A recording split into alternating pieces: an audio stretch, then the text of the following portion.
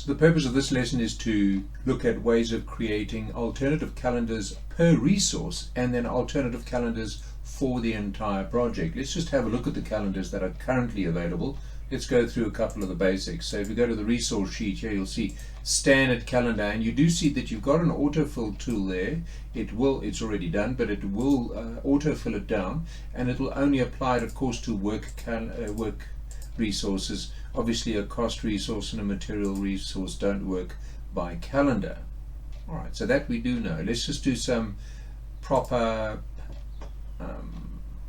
preparation. Let's just set the baseline. I don't have over allocation. I just want to check the project statistics. The project statistics show that I'm spending 96,400 on this, and I want to set the baseline. So clearly I go to project, set baseline, because I'm happy with everything.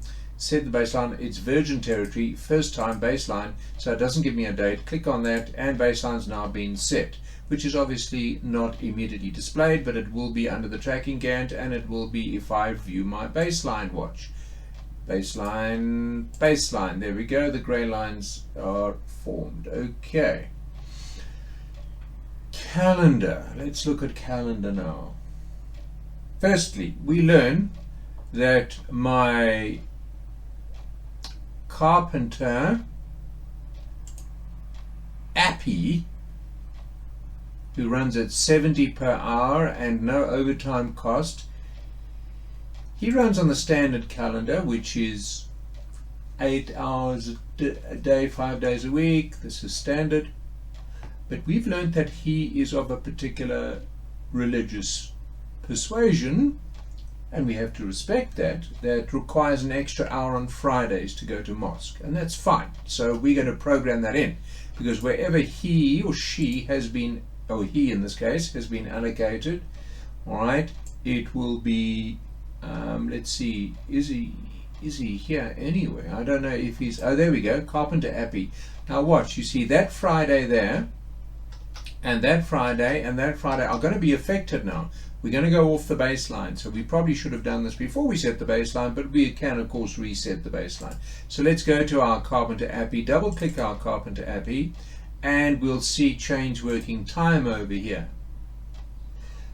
If there are days that he needs off, etc., etc., birthdays you need to identify, let's say your company gives them their birthday off or whatever, you would put that under exceptions here. But we're not interested in exceptions, we're interested in work weeks, and we're going to go to details over here, and it's on Friday. Do you see that? And we're going to set these days to specific working times. The normal person would work 8 to 12, 13 to 17, all right, but this person requires an extra hour, which we will respect, and we're going to go here and change this to 1400 so that he comes back. Now you'll see it does shift it off the baseline.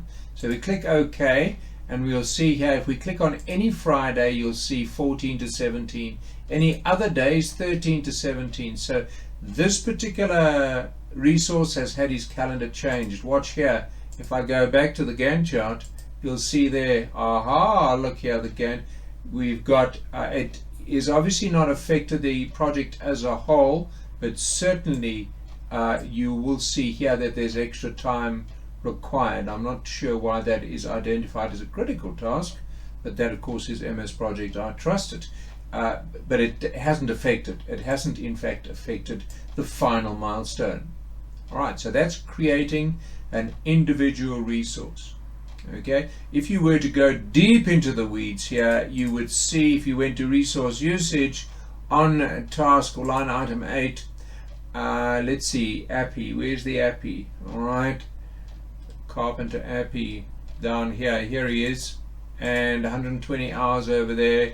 We were to switch across to that particular thing, we'll see here 88887. Look at that, 88887. You see that? It has updated it perfectly. Well done, MS Project.